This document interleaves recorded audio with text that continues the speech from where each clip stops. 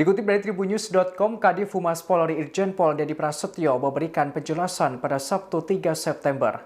Diungkapkan CP dan BW memiliki peran penting agar proses penyidikan kasus ini terhambat, terutama terkait barang bukti yang berada di lokasi kejadian pembunuhan terhadap Brigadir J di rumah dinas Duren 3, Jakarta Selatan. Dedi menerangkan keduanya terlibat mengambil, menghancurkan, dan menghilangkan CCTV. Ia menuturkan upaya menghilangkan CCTV tersebut merupakan hal paling berat, sehingga proses penyidikan yang dilakukan tim khusus atau tim sus mulainya mengalami gangguan. Dedi mengungkapkan apa yang dilakukan CP dan BW termasuk klaster untuk pengerusakan CCTV. Diketahui upaya penghalangan penyidikan atau obstruction of justice terdapat sejumlah klaster.